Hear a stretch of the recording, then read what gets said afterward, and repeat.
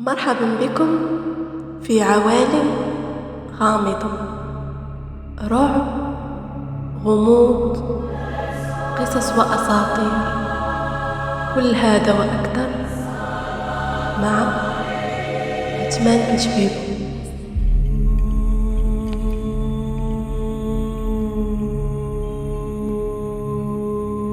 السلام عليكم. لا تنسوا الاعجاب بالفيديو والاشتراك في القناة تشجيعا لنا لنستمر بنشر المزيد إن شاء الله.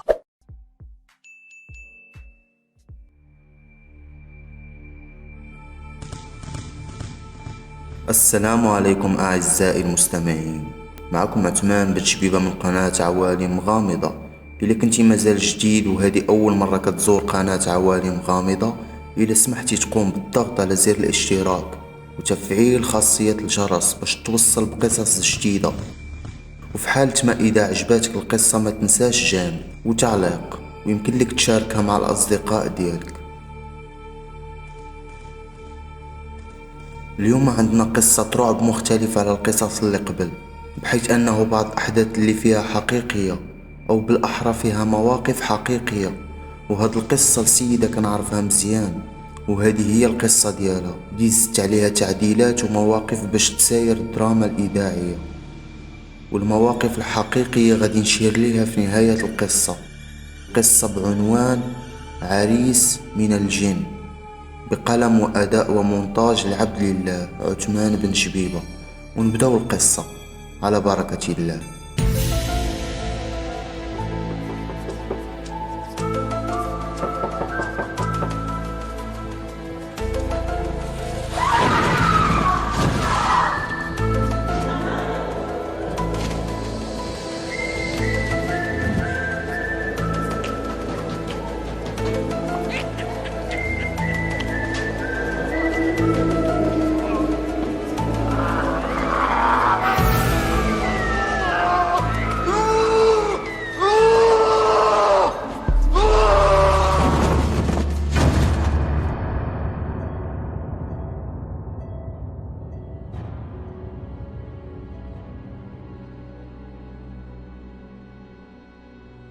وانا عايش من العيشة في هاد الدار عباد الله، وبغيت نتنفس عباد الله وما لقيتش، وداري وما لقيتش فيها. عافاك اسكت دابا تسمعك الله يستر عليك. انا بغيت تسمع وتفهم راسها وتخوي عليا داري. انا لما انا عندي وطيل اختك قلنا ما كاين باس، جلسات شهر شهرين قلنا ما كاين باس، ولكن 3 شهور و3 شهور عباد الله. اللهم ان هذا منكر. صافي اختي الله يجعل البركه، قول لها تخوي عليا تعطيني اتساع. عافاك اسكت غير هاد الليله وغدا في الصباح غادا تمشي في حالها كان واعدك. وقلت لك دابا هي دابا تخرج بخاطرها، ولا غادي نلوح لها شراوطها على برا، وإلا ما سكتيش غادي نلوحك حتى انتي معاها. سمعتي؟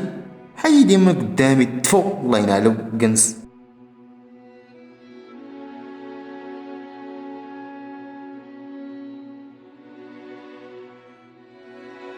اشنو كديري يا اختي سعيده؟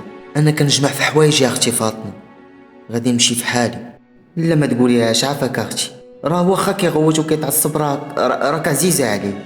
نعل الشيطان الله يستر عليه. جلسي الليل هذا ما عندك فين تمشي، فين غتمشي؟ ما ديريش في بالك اختي، الله يجازيكم بخير، سكنتوني عندكم 3 شهور الله يجعل البركه. وانا ما مقلقاش منك اولا من راجلك، ولكن صافي كيخصني نعول على راسي. وانا غدا نبات عند صاحبتي اللي خدامه معايا، وغدا نقلب على فين نسكن، وغير نكري غادي نجي عندك باش نعطيك العنوان فين غدا نسكن. ودابا خليت لك الراحه اختي، ما ديري في بالك والو. انا عارفك ما كترضايش، هكا علاش ما غاديش نزيد نحكر عليك. اللي غادي نقول لك هو تهلاي في راسك، وسمحي لي بزاف، وما تنسيش توريني فين غادا تسكن باش نبقى نجي لعندك. كوني هانيه يا اختي، بسلامه عليك بسلامه عليك.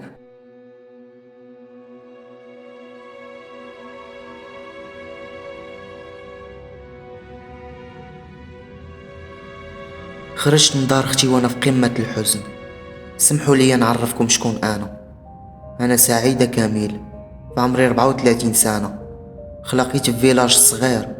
نهار تزاديت لقيت عائلتي كتعيش في الفقر المدقع، امي وبا و7 الخوت، وانا هي الثامنة. 3 دراري و5 بنات. 2 دراري هما اللي كملوا القراية، اختي الصغيرة وصلت للباط وحبسات. كان اللي قصاح عظمو كيخرجو با يخدم، وحتى انا ملي وصلات وقتي خرجت نخدم. كنت كنخدم حدا الدار، وكاع هداكشي اللي كنت كنصورو كان كيديه ليا با. حتى كبرت ولات في عمري 34 سنه، مازال ما تزوجت. في 2010 قررت نمشي نخدم في المدينه ونسكن مع اختي فاطمه اللي مزوجه في المدينه، وفعلا استقبلتني احسن استقبال وفرحات بيا هي وراجلها وحتى ولادها. وبقيت معها 3 شهور حتى راجلها ما بقاش باغيني في دارو، والبقيه نتوما كتعرفوها. ملي خرجت من دار اختي فاطمه مشيت عند صاحبتي منال اللي خدامه معايا. بت معاها هذيك الليله، وفي الصباح بكري مشيت كنقلب على السمسار حتى لقيت واحد الواحد حال. دخلت للمحل لقيت فيه راجل في الثلاثينيات من عمره، وجهه طويل وعنده لحيه بحال ديال الشيطان. صراحه ما دخلش ليا لخاطري. السلام عليكم اخويا. وعليكم السلام. مش حب الخاطر لالا، كاين شي ما نقضيو؟ اخويا كنقلب على شي بيت للكرا ويكون رخيص عافاك. واش بغيتي ليك زعما؟ انتي اللي بغيتي تسكني فيه؟ انا اللي غادا نسكن فيه. اشنو غادي نقول لك اختي، الصراحه ديال الله باينه فيك بنت الناس، وجهك ماشي ديال بيت في دار مشروكه. وثقي بيا الا قلت لك عندك الزهر، وماشي اي زهر، عندك الزهر اللي كيهرس الحجر. السكنه اللي كتقلبي عليها موجوده وغادا تعجبك، ولكن ما تنسينيش في الحلاوه ديالي. غير يكون الثمن رخيص شويه وصافي، هادشي اللي بغيت اخويا. ايوا يلا تشوفيها، راه قريبه من هنا. مشيت معاه بالزربه وصلنا ليها تقريبا 10 دقائق. من برا زوينه بزاف، فيها السفلي بابو بوحدو ما ساكن فيه حد، والبروميير ايطاج والدوزيام ايطاج بابهم بوحدو وحتى هما ما ساكن فيهم حتى واحد.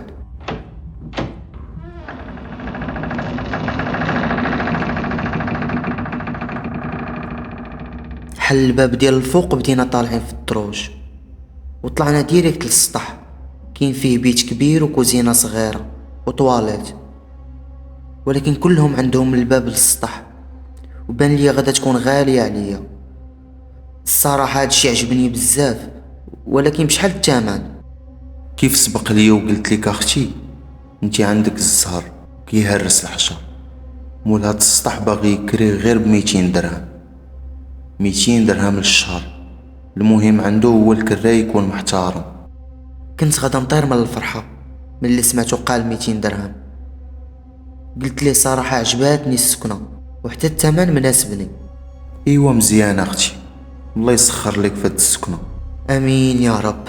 تلاقينا مع مول الدار، عطيتو تصبيق ديال 3 شهور وخديت توصيل الكراء والسوارت ومشيت للدار. نقيتها مزيان واستقريت فيها، والصراحه كنت مرتاحه فيها. من بعد 3 شهور وليت كنلاحظ شي حوايج غريبه واحيانا محيره، وفي بعض المرات مرعبه. بديت كنلاحظ الا خليت في الدار نص لتر ديال الحليب كنلقاه ولا يطرو.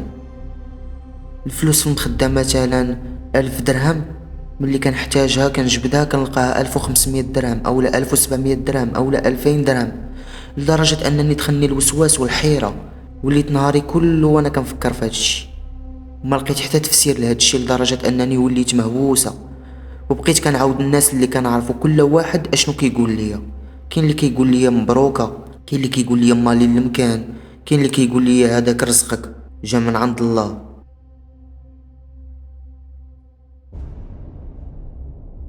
حتى لواحد النهار كنت مغدي عند اختي ومشينا تقدينا شي حوايج وشديت الطريق لداري. وصلت للباب مور العشاء، دورت الساروت وحليت الباب. بديت كنشم واحد الريحه غريبه وغالبا غدا تكون ديال البخور. بغيت نشعل الضو ديال الدروج باش نطلع للسطح، ما بغاتش تشعل البوله. كان عندي نوكيا بيل، شعلت البيل وسديت الباب وبديت طالعه حتى وصلت لحد الباب ديال الطبقه الاولى، وبديت كنسمع.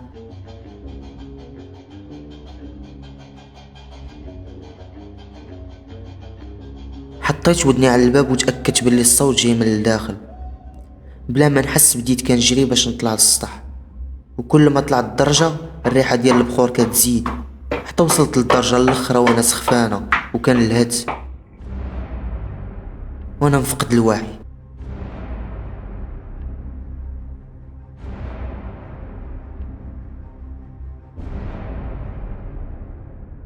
لقيت راسي في بيتي في السطح، مقادة حالتي ولابسة التكشيطة ديالي، وجالسة وعلى اليسار ديالي واحد المرا كتبان فيها باقا صغيرة، وحدها 3 ديال الولاد كيفتنوا بالزين، واحد ينسيك في الاخر. وانا كنشوف فيهم وهي كتقول لي: اش قلتي يا بنتي؟ فين اللي عجبك فيهم؟ كيفاش شكون اللي عجبني فيهم؟ انا ما فاهمه والو. شكون نتوما؟ انا ما عرفتكمش. واخا بنيتي، انا عايشه وهادو ولادي ب3، وانا جايه نخطبك لواحد فيهم. كتهضر معايا وهي تايقه في راسها انني غادي نقبل، وانا نجاوبها: كيفاش تخطبيني لواحد فيهم؟ انا راني ما فاهمه والو، وزايدون انا ما كنفكرش في الزواج اصلا، لا بواحد في ولادك لا بغيره. ودابا كنظن الموضوع ساله، يمكن لكم تمشيو بحالكم. هذه اللي ترفض واحد في ولادي باقا ما خلاقتش، وغادا تزوجي بواحد فيهم. هي غادا تزوجي بواحد فيهم، بغيتي او لا كرهتي.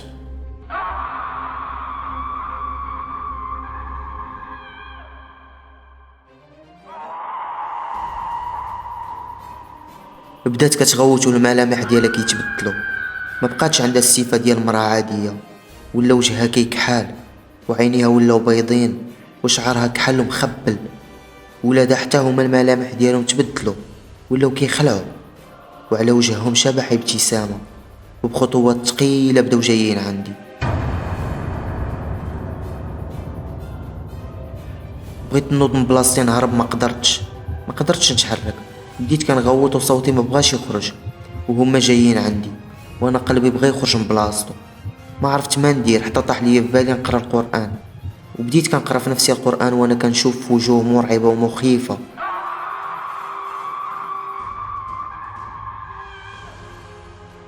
غمضت عينيا وانا باقا كنقرا، وكنتسنى هاد الناس اولا هاد الجنون، انا ما عرفتش شنو هما بالضبط.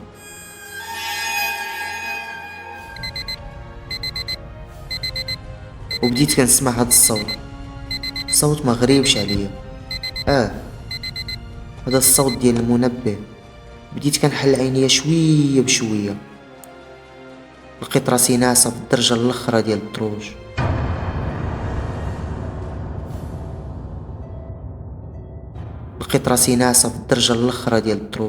والشمس ضاربه فيا، وانا نتفكر شنو وقع ليا البارح ملي كنت طالعه على السطح، وانا تالفه وما عارفاش راسي واش هادشي عشتو اولا كنت كنحلم. ما بقيتش عارفه نفرق ما بين الواقع والخيال. دخلت لبيتي وبدلت حوايجي، وشويه بشويه نسيت هاد الواقعه، وداز النهار عادي. ولكن غير سال اذان العشاء ولاو كيوقعوا شي حوايج غير منطقيه، وفي بعض الاحيان مخيفه. كنحط تيليكوموند حدايا، ملي كنبغيها كنقلب البيت كله ما كنلقاهاش. كنمشي للكوزينه نقلب عليها كنلقاها، كنرجع للبيت كنلقى التلفازه طافيه، الضو كيشعل ويطفى بوحدو. بقيت كنفكر في هادشي اللي وقع ليا، والصوره ديال ديك المره اللي شفت في الحلم بقات ليا في بالي، وانا نقول مع راسي: واش حلمه خايبه غادا تطير عليا الناس؟ هادشي راه غير معلايا. نعلت الشيطان ونعست. سعيدة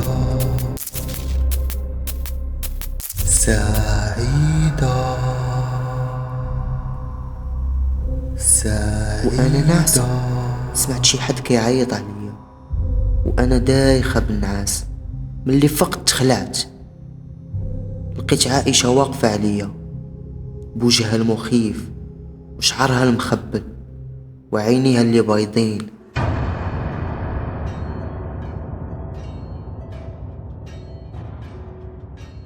وبصوت فيه نبرة خوف وفزع باينة قلت ليها: شنو كديري هنا؟ انا معك بالله بالشرع، انا معك بالله بالشرع.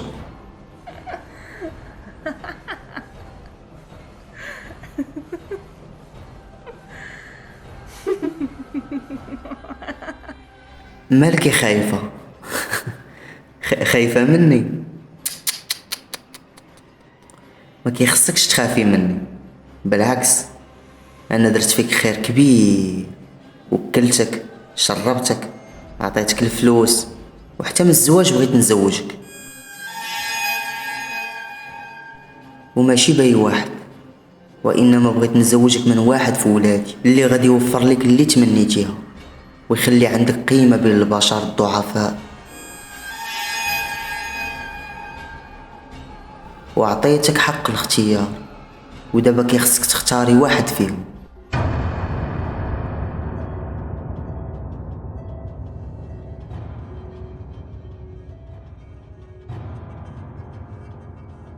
قالت لي نختار واحد فيهم، وهي تشير لي لجهة التلفازة.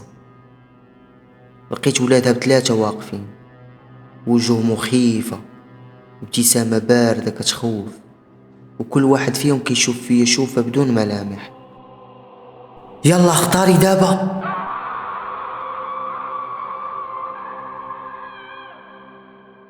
ما نكدبش عليكم، فديك اللحظة الدم تجمد في العروق ديالي بكثرة الخوف والرعب اللي كان عايش.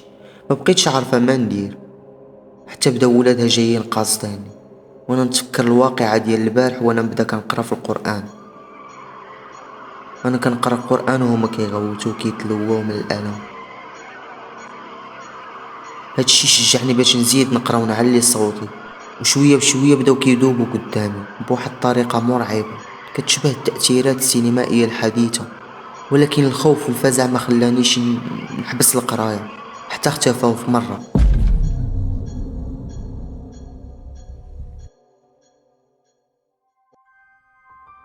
حمدت الله وشكرته ملي نجاني، ولبست حوايجي وخرجت في هداك الليل. تقريبا كانت 3 ديال الصباح. شديت الطاكسي ومشيت عند اختي، تخلعات مسكينه هي وراجلها، وبقيت كنعاود ليهم كاع هذاك الشيء اللي كان كيوقع ليا من النهار الاول فاش سكنت في هذيك الدار الملعونه. كنت متوقع اختي تثيق بيا، وقلت بيني وبين نفسي وراجلها عمر غادي يفكر انني كندير هكا باش نرجع لدارو، ولكن كنت غالطه. تاق بيا وفهمني وهو يقول لي هادشي اللي كتقولي ليا دابا راه ما كيدخلش للعقل، ولكن انا متيق كل كلمه قلتيها، حيت هادشي اللي وقع ليك فايت وقع عندنا في العروبيه ملي كنت باقي صغير.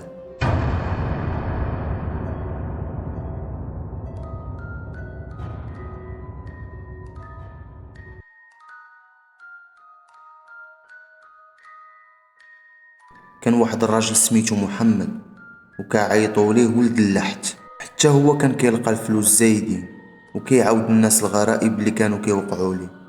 حتى لواحد النهار خرج برا كيغوت وكيهضر مع شي مرا كيشوفها غير هو، وكيقول ليها بعدي مني انا معاك بالله وبالشرع، بعدي مني اش بغيتي عندي، اشنو درت ليك؟ انا ما بغيت حتى وحده فيهم، قولي اليوم يبعدوا مني.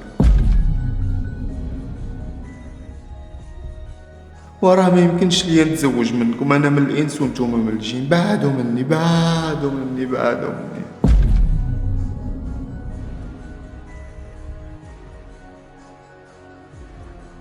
وبقى بحال هكاك مسكين كيجري في الدوار ويغوت ويهضر بوحدو، وحتى كان كيحسب لينا هبل وخانو عقلو مسكين. ولكن من بعد مده ماشي قصيره رجع كيف كان في الاول، نقي في حالته مثبت وكيعرف يهضر مع الناس. ولكن حاجه وحده اللي خلاتنا نستغربوا منه، وهاد الحاجه هي انه ما بقاش كيقد يشوف في النساء بصفه عامه، ولا غير كيحس بالمرة جايه كيبدل الطريق. كيكون جالس مع ولاد الدوار غير كيبداو يهضروا على النساء كيمشي في حاله.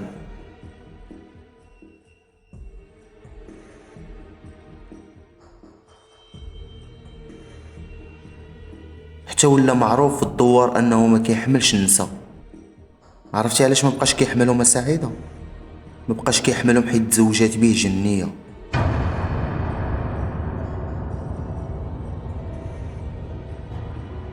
ولا ما كيخدم ما كيردم، والفلوس عنده بحال الشتا، واغلب الوقت ديالو كيدوزو في دارهم، كيدخل لبيتو وكيسد عليه وكيبقى يهضر غير بوحدو كيغوت بعض المرات. حتى لواحد النهار كره حياته وبغى يتفارق معاها، ولكن هي ما بغاتش. وفي هذيك الليله المشؤومه خرج من دارهم في نصاصه الليل وحتى واحد ما شافه، وفي الصباح لقاو مقتول.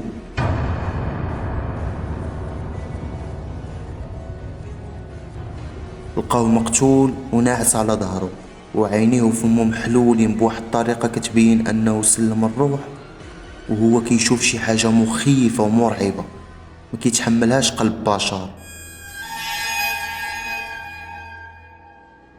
والغريب في الامر كله واكثر تعقيد هو انه في هذاك الصباح كان السبب اللي خلى الناس لقاو الجثة ديال ولد اللحت هو انهم لقاو الفلوس مزلعين فوق الارض من قدام باب دارهم. بقاو تابعين الفلوس حتى وصلوا للجثة ديال ولد اللحت، وهذا الشيء اللي كنعاود ليك غادي يوقع ليك الا ما حصنتيش راسك.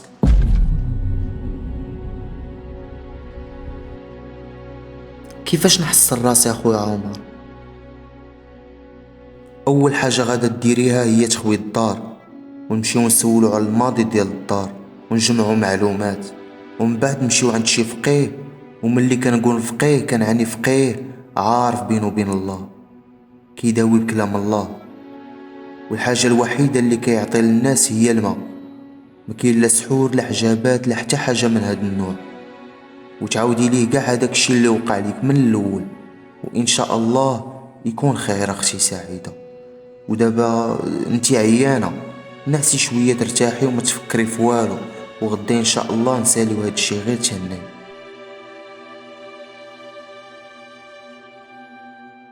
فعلا هذاك الشيء اللي درت، ومشيت نعست، ومع العيا بالزربة داني النعاس. فيقاتني اختي وفطرت انا وياها، وقالت لي باللي عطات السوارت لعمر باش يمشي يجمع ليا الرحيل ديالي ويجيبوا ليا لهنا. غير فطرنا بشويه وجا عمر، حيت انا اصلا ما عنديش بزاف ديال الرحيل. دخلناه وجلسنا وبدا كيعاود ليا. ملي مشيت نجمع لك الرحيل ديالك اختي، غير حليت الباب وانا نشم واحد الريحه، ما خديتش بزاف ديال الوقت باش نعرف ديالاش. الريحه اللي شميت كان ريحه تباخيره خانزه، وهاد التباخيره كدار غير في اعمال السحر والشعوذه. المهم طلعت للسطح لقيت باب البيت محلول. ملي دخلت للبيت ما لقيت حتى حاجه كتثير الانتباه من غير الريحه اللي سبق ليا وذكرت. ملي جمعت الرحيل وساليت مشيت عند مول الحانوت اللي حداك وسولته على الدار، وهو يقول لي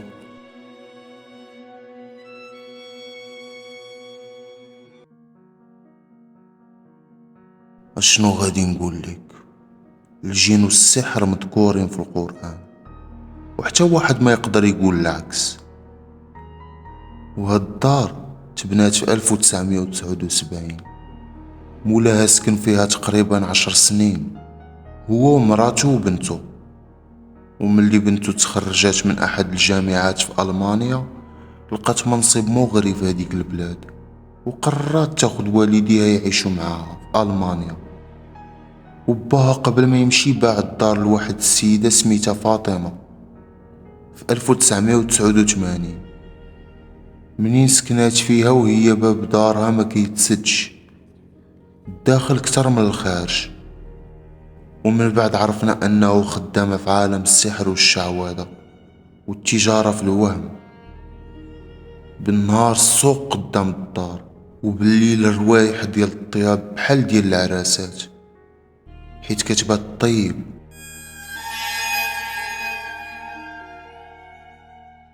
وعلى ما كيقولوا شي ناس انها كتبات توكل فيهم.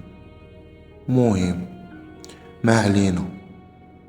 دازو سنين وعوام، والكليان ديالها كل نهار كيزيدوا، حتى الناس ديال الحي ما بقاوش قادرين يصبروا، وداروا بها الشكاية ولكن ما داوهاش وما ردعوهاش. ما حاولوش يوقفوا هذا المنكر هذا، كنهضر على الجهات الامنيه. وهذا الشيء اللي خلى 4 ديال الناس من الحي ما يخليو حتى حد يدخل او يخرج من عندها لمده ديال 6 ايام. حتى قالت لهم انا غادي نخوي لكم الحي، ولكن غادي تندموا بزاف. ومشات. ومن بعد شهر تقريبا هادوك الرجال اللي خرجوها بدات التصرفات ديالهم كتبدل، ولاو عصبيين وكيهضروا غير بوحدهم. وفي عام 1996 انتحروا 2 فيهم.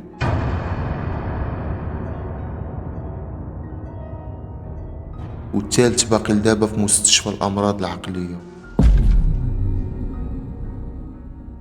والرابع هو اللي خرج بأقل الخسائر وتزوج ودار دارو ووليداتو، ولكن كان تقي وديما كيصلي في الجامع وديما كيجدد الوضوء وكيقرا القرآن في أوقات معلومة، وهذا الشيء هو اللي حماه من الشر اللي رسلات الشوافة على الرجال ب4. ومن هذاك الوقت وهاد الدار مسدودة، ومرة كنسمعو بالليل الضحك ديال مرا جاي منها أو غوات، أو كنشمو ريحة ديال بخور خانز. وبقات هكاك حتى جات سكنات فيها واحد السيدة. قول لي واش وقعت لها شي حاجة؟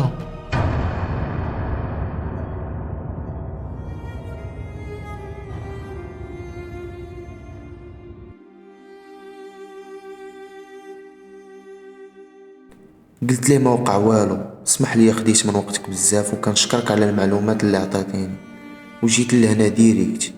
اللي غادي نقول لك اختي سعيدة دابا هو حافظي على الصلاة في وقتها والرقية الشرعية وقراءة القرآن والأذكار، وإن شاء الله غادا تكوني بخير. وفعلا هذاك الشيء اللي درت، تبعت الهضرة ديال راجل اختي بالحرف وحسيت براحة نفسية كبيرة، وليت كنعس مزيان بالليل وما بقيتش شفت عائشة. ودازو سنين وتزوجت وانا دابا حاملة وبغيتكم تباركوا ليا.